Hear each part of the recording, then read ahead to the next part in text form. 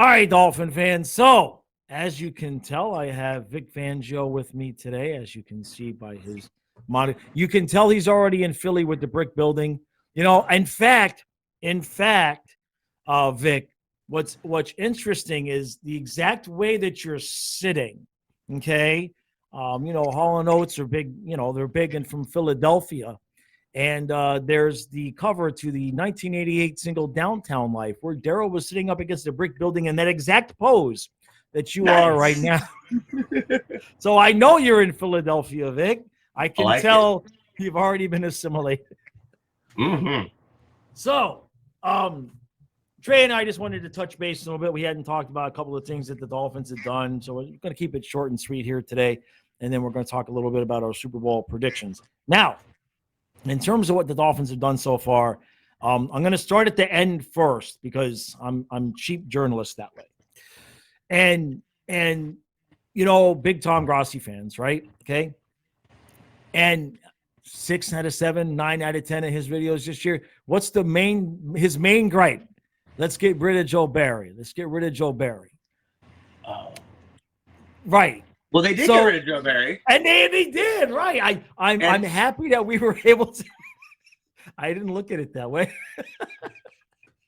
And I was so frustrated with the fact that we're the ones that took him that I forgot the part where it made Tom happy. Oh, that's what happened after that.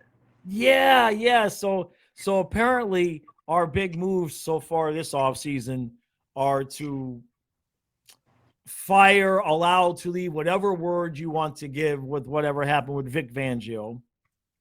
Then we hire Weaver, this guy who we're going to get, it's like we're going to give him a chance, like us, like we have a friggin' choice, right? He was the DC for the Houston Texans when they weren't so good, okay? And then we hired Joe Barry to be our linebacker coach, who the NFL Fan of the Year was thrilled that the guy is no longer associated with this team. So now, the good news to that is I'm waiting. This I got to hear. Defensive coordinator position still available, and they can sign Brandon Staley. No, that's where you can. We already had. No. I'm sorry to break this to you. No, but did someone sign Staley? No. We already signed a defensive coordinator. Oh, that's even worse. Was it Staley? No, it was worse than Staley. Poor Trey. Poor Trey. No. We hired once the Dolphins got knocked out. Right. I didn't pay any attention to shit, man. I've been on hockey. What happened? Who was signed? Break this news live. Alive. Oh my God. So what's your Super Bowl prediction? No, really. We signed we signed a guy. You wouldn't have heard it because it was news only to Dolphin fans. Man with the last name of Weaver, and he was the defensive coordinator with the Houston Texans when they weren't so good. I heard he's just the D-line coach. No, that's the new defensive coordinator. No, okay, so you knew we hired him, but you thought he was the D-line coach. I knew we hired him. Kyle said his name during a hockey stream, and at first he said Anthony Weaver, and I was like, right, that guy's in jail. But no, he was saying he was talking about somebody else clearly, and I was like, all right, well, I don't know if he's going to be allowed to have an iPad on the sideline or not, but right. No, that's the defense. I heard he was. I knew he was hired, but I heard he was just the D-line coach. No. He's the dude running the show, and then his first move was to make Tom. Apparently he's a Tom Grossi fan, so he wanted Grossi to be happy. So Barry's no longer with. And my point to it all is that it reminds me of. Who was it? Was it Joe Philbin? No, it wasn't Joe Philbin. It was, what was the guy's name? Cameron? Cam Cameron. Cam Cameron. Fail forward fast. Yeah. It reminds me of that. His idea was go ahead and make the mistakes. Fail forward fast, because once you've made the mistake, you won't make it again, and you'll learn. And we sucked. It was not a success. But they failed fast. This is true. This is true. I don't know about the forward part. This is true. They got two parts of it right. But what it reminds me of, and I don't know why this would be the case, it reminds me of those days of this franchise where like we would get like the shit end of the stick with all the coordinators and everybody because nobody wanted to come there because we sucked. You and see now what I'm still saying? Don't want to come here and we don't suck. Right, but why do they not want to? Is it because it's a hockey town now? Is that really what it is? Goddamn right. It's a hockey town. It's a baseball town. It's always been a basketball town. This whole yeah, so far, that's true. If we're being honest. But all joking set aside, collectively, as you hear Fluffy snoring, the moves have been, like if you watch Dudley Durong, the biggest Dolphins creator, he's already had to make like at least 2 or if not 3 videos. Flying Fluffy football brought to you by FedEx. Did you just have a car accident in front of your house? FedEx coming through. Jeez, you should have heard it on this end. It sounded like Godzilla came on your stoop and farted. Yeah? Yeah? It sounded about like that here, If too. Godzilla does come on your stoop, point the camera over there, because that's probably Well, guess what? He's coming back.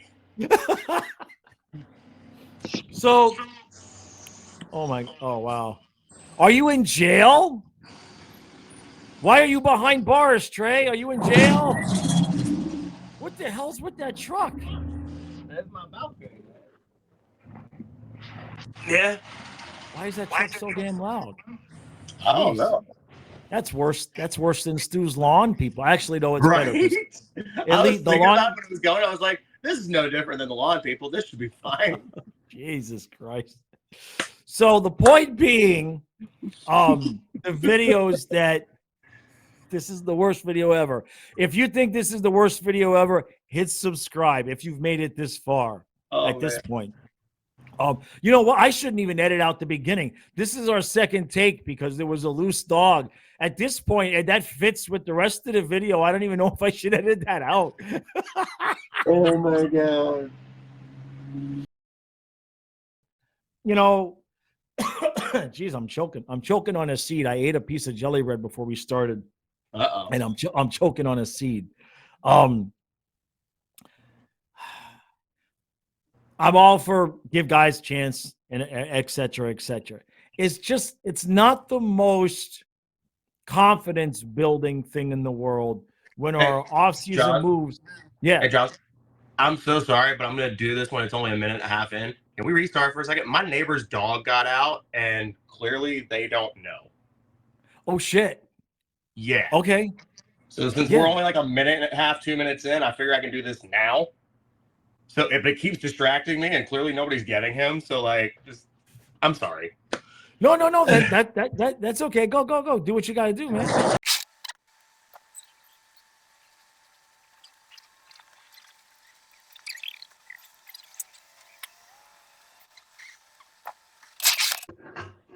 My bad. That's cool. It's okay. No, it's just like, bro, school just got out just now, right? So all the kids are going around the neighborhood and shit, and he's just following it. And he's not going to do anything to them, but it's just like they're going to lose their dog. So let's skip to the part where we give our Super Bowl predictions. Now, all I'll say about my Super Bowl prediction, and since I have to edit this, if I am not lazy, this is the part of the video where I'm going to edit in what I said in my preseason preview. Cue the clip now. I was on record last year towards the end of the season. I kept saying the 49ers going to win the Super Bowl. I kept saying Brock Purdy Super Bowl MVP. So that's what I'm going with again this year. I think the 49ers are going to win it all. And damn it, Brock Purdy is going to get his Super Bowl MVP. Okay, and if I didn't edit it in, there wasn't much of a gap. But if I did, that's what I said. So, what I said, for those of you who have already stopped watching, what I said in my preseason preview was Brock Purdy Super Bowl MVP, and here we are, and so that's my pick, right? So Trey, you're gonna tell me the Chiefs are gonna lose, right? Well, I'm putting in measures to make sure it happens. I like I'm putting this. $100 on the Chiefs. I like. So, money line, by the way, because for some reason they're getting points. So, fuck it. Get the plus 110. So, I get 110 if I win. Awesome. And if I lose, they lose. Fantastic. Okay. So, that's what we're going with. I like that. I like that. Now, I need to ask you about your relationship with Taylor Swift. Okay. Oh wait, wrong interview. Sorry, bro. Wrong dude with the beard. I get you guys confused. You know? Yeah. I think we would both say thanks, but no thanks to each other. Not gonna act like she wouldn't say that to me, but it is a two-way street in that regard. I think Travis Kelce's girlfriend before was way hotter. But yeah, I'm obviously not her demographic, right? Not. So yeah, either am I. right. It doesn't bother me that she's at the games. It doesn't even bother me so much that they show her on the TV and shit. I know why they're doing it. It's working. They're getting more viewers. The Chiefs' value's gone up over $300 million. Jesus. Cool with it. Right. What I'm not cool with is the same trash talk that's been going towards the Chiefs for the last 4 or 5 years now. Same trash talk that was going towards the Patriots before that, Cowboys before that, Golden State Warriors, the Miami Heat. Any dynasty in any sport is the most hated team in every league. These Swifties show up and they see all this venom towards KC and they're like, this is because of Taylor. And calling everybody this, that, and the third. And it's like, whoa, hold on. Yeah. We're talking shit about all these people. Yeah, We're going to keep talking shit about all these people. After you write your song about Travis, yeah, you're just a layer to this. Yeah. You came in halfway through the movie and think it's about you. And if we want to get real progressive, when they imply and they just simplify it to, oh, Taylor's catching strays because she's a strong and successful woman. Well, wait, Simone Biles is married to an NFL player. Right. Haley Steinfeld's dating Josh Allen. Sierra's married to Russell Wilson. They're not catching strays. Right. So are they not strong and successful women? Yeah. Or is it just that they're not dating someone on the fucking Chiefs? To put not too fine a point on it. And now we're really getting off topic. We don't even know what we're talking about anyway, so it doesn't matter. I was trying to go with some content. No, I'm this generation, not all, but they have a way of presenting things like they just discovered it and oh my God, it's a thing. Like ethical non-monogamy. They go through this whole big explanation and it's like, so you're a swinger. What? You know what I mean? It's like this has been human experience throughout tens of thousands of years. But they think now they're discovering these things and they've got this cool, like you said, progressive name to it. And then it's like, yeah, we did that. We did that. What? That's a, what do you mean that you call that something? I thought everybody already did that. And I've always thought it was weird. Now I'm being the old man complaining about younger generations, right? I am a millennial complaining about younger generations. But I always found it weird. I noticed it very early. I just always found it weird that Gen Z does not watch any movies made before they were born. They don't listen to any music made before they were born. And I was like, wait, do we do that? And I was like, no. Like, my generation grew up on Hanna-Barbera cartoons that were made when you were a kid. But we watched it. Watched plenty of movies I was born in 88. Watched plenty of movies from the early 80s, 70s. Yeah. It was like, no, we didn't do that at all. I always found it weird. And now that Gen Z are adults and they're getting more into adult topics and stuff, yeah, they're starting to, oh yeah, look at this thing we invented. It's like, no, you didn't. Well, and the thing of it is she's not catching strays because she's a strong, independent woman. She's catching strays for two reasons. People already hated the Chiefs, right? Mm-hmm. And then Kelsey became Mr. Pfizer, right? So, I mean, that's the reason why she's, it never crossed my mind that, oh, what, we're going to be mad because he's dating a woman? What do we, you know what I mean? So yeah, and it all depends on which person you're talking about. But either reason, like for me, for example, I took the vaccine. I don't take anything against Kelsey for that, although he should have been a Moderna man. I'm fucking around. But so the Chiefs thing, yeah, I'm not a fan of the Chiefs. Therefore, I'm rooting against the dynasty because that's the thing about dynasties. You're the only one who likes them if you're the fan of that team. Right. Everyone else hates you because they're tired of seeing you win. That's how it goes in sports. Mm-hmm. Now, oddly enough, there might be more layers to it because I'll use Giselle as an example. Giselle was married to Brady while they were in the middle of the dynasty. Right. She, and I'm going to talk about how, because they say like, oh, well, they're mad at her for like just being seen or existing or whatever. Giselle talked shit about one of Brady's teammates after a Super Bowl, and football fans reacted with, this lady's speaking facts. Yeah. And so I'm just saying, like, and that's the biggest supermodel in the world. That's an equal level playing field. Biggest pop star in the world, biggest supermodel in the world. Yeah. Sure. And look, the other thing they bring up as well, it's not like she has any control over her, the TV crew showing her and everything like that. I beg to differ. If her people said, "Can you just stop showing her so much?" They're gonna do whatever they're told. You know what I mean?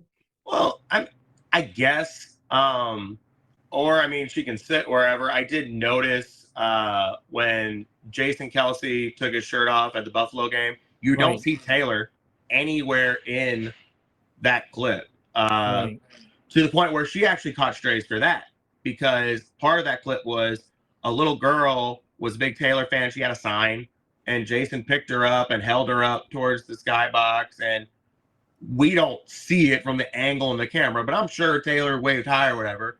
But all the comments were like, oh, how come Taylor couldn't come up to the window and do whatever with the kid? It's like, bruh, she catches shit for being seen. She catches shit for not being seen. So right. I get it with that. And the NFL is going to want to show her anyway because, like I said, they're getting so many more viewers because of it. Jason Kelsey's a center. Can we remind everybody of this? Jason Kelsey is a center. I know. I don't know. I haven't checked, but I'm willing to bet he has more Instagram followers than Jamar Chase. Jesus. Probably. I bet you it's close. I bet you it's close. He's a center. Yeah. A center in basketball. A center in football. Very clear distinction. Like, clearly good things are happening from this. Even if someone doesn't like the Taylor Swift experience, good things are happening for the league. I really think the venom, besides being the Chiefs, I think the venom becomes all of this blame and disdain and accusations of you basically being a bad person because you're talking shit about the Chiefs. And it's like, right. Before you got here. Yeah. No, that's the exact right point. In fact, I'm on camera saying that I was a Chiefs hater long before Taylor Swift was even born, Yeah, they didn't start dating until the middle of the season. Right. We didn't start hating them in the middle of the season. No. It's that is a good point. They've kind of made it about them, and it's just like, and then if you can't, if you say it's not about her, then it's just like, oh, right. So it's just like, hopefully, Brock Purdy Super Bowl MVP. That's all I can say. Yeah, Hopefully. Taylor loses to number 13. That'd be hilarious. They keep talking about 13 this, 13 that. Taylor Swift and Brock Purdy, Super Bowl MVP with number 13 on the jersey. It's like, well, what I did was, because I put out the clips with the interviews, and the other day they gave Kelsey, it was like a 37-minute long interview. The press conferences. yeah. And I started editing it, so I'm going to clip out a couple things. And I'm looking at the comments on the original video. Stop asking so many questions about Taylor Swift. Just over and over again. People said, well, even people were like, I'm a Taylor Swift fan. And will you stop asking so many stupid questions? So what I did was I said, I'm going to give the people what they want. And I edited the video, and it's the full press conference, but all the Taylor Swift questions and answers are taken out. Nice. I saw the video, right? I didn't click it. But I saw that it was that. I didn't realize that was what it meant by the title. Yeah. Because I saw the time, and it was like, is this really a thing about them not to like? Because the title made me think it was like a rule, like you're not allowed to ask Taylor Swift questions. I'm like, right. Did it take them 34 minutes to explain this shit? That was what I thought. And I was going to get around to it eventually because that sounded like a very good video to watch while you're smoking a bowl.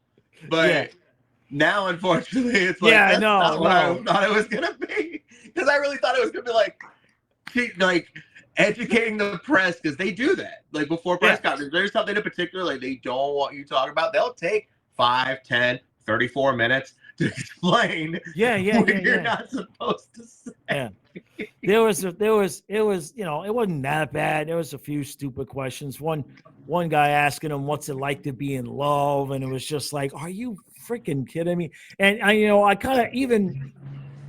am not a Kelsey fan, but at one point I just started feeling bad for him because it was just like somebody asked him like about the ring, like is what are the chances that Taylor Swift's going to get a ring at the end of the game? And he's like, I'm trying to get this ring on Sunday. You know what I mean? And again, they were not dating in week 1 of this season. They started dating like week 7 or 8. Right. Because what happened, I mean, I don't know if you know it or not, but like it started on their podcast. They were bullshitting with each other, and Travis was like, I should ask out Taylor Swift. Right. And Jason's like, you should ask out Taylor Swift. And then we're here now. That happened during the season. And people are talking about rings. It's like, okay, let's say you are one of these passionate Swifties and you want it to work out this time with Taylor. It is the 13th boyfriend after all. Why are you pushing this? Why are you rushing it? Right. Why are you doing that? You're good. Right.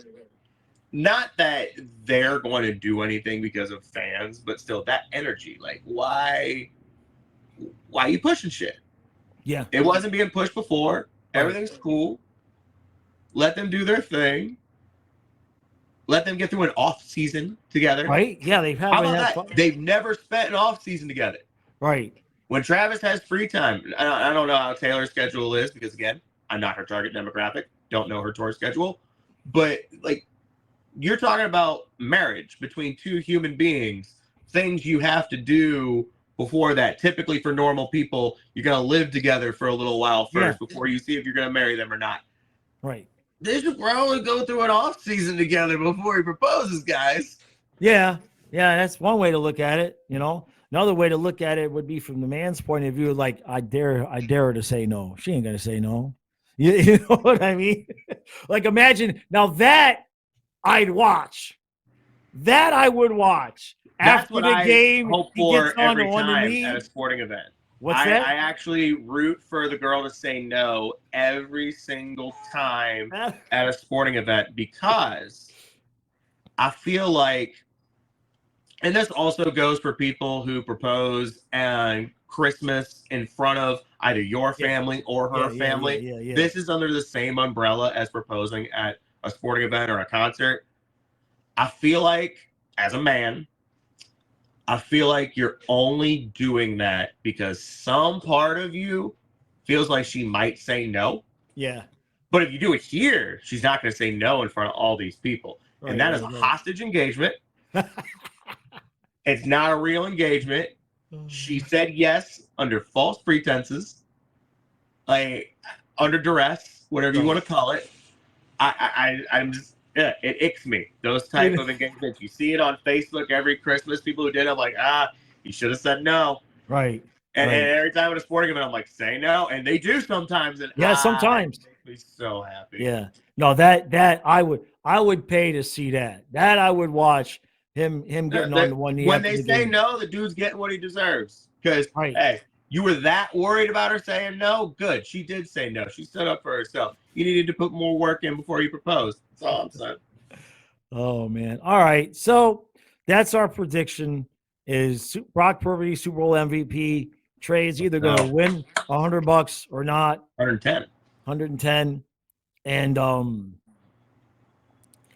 did you place a bet? Because you're the one that showed me. Apparently, you can place a bet on whether or not. Yeah. So I have to do it a little differently because I'm in Texas, and Texas is a little bit behind. We're supposed to be voting it in this year and having it next year. But anyhow, I can deposit money in my account. I can write up the whole bet slip, but I can't post the bet where I'm at. So one of my buddies in New Orleans has to log into my account. Everything's already in there, and they just boop, and it's good. Because I've heard like VPNs can do shit for sports betting, but the sports betting apps have shit that detect you're using a VPN. Jesus, it's so stupid. It's like pot. It's like pot. Just make it legal already. It's just it's so stupid. You know what I mean? So I have $100 on Chiefs money line. It was when they were because who knows when you're watching this. It was when they were plus 2.5. So I'm getting plus 110 on the money line. So if the Chiefs lose, great, Chiefs lost. But if I have to deal with them winning and Jackson dancing around the podium while Patrick wins MVP, I'm gonna get at least the money out of this. So, and I feel like when you hate the team that's in the championship, especially if they're the underdog, whatever you hate the team in the championship, just bet on them. Yeah, I hadn't thought about that. Like if I'm gonna deal with watching you win this shit, I'm gonna get some money out of this. I'm gonna profit. I hadn't thought about that. It's not a bad strategy. All right. I don't know what I'm going to title this video. I think it's just going to be Jaws and Trey shoot the shit. Because, hey, it's the off season. We don't. The Dolphins are doing Dolphin things. To some, you guys have already watched all the videos and all the intricacies of what the Dolphins are. The point to my analysis of the moves that we've made is it smells. It smells like we can't get the good guys, and we're taking leftovers. Not and the Cowboys go and grab Rex Ryan out from TV, and it's like, wait, I didn't know he was actually available. That's not fair. Right? Yeah. Like shit like that happens. Shit. Well, Mike Vrabel still hasn't got a job. I know. And then if McDaniel don't make it in a couple of years, you just slide Vrabel right in there while nobody's noticing. Hey, you smell what the Rock is cooking. Right. Yeah. Right there with you. Right. Maybe that's why McDaniel didn't do it. Yeah. That's a whole nother ball of wax there. All right. Dolphin fans. We're all 49er fans this weekend. Woo! Yep. That's it. All right, Trey. Thanks, brother. Thanks, Vic.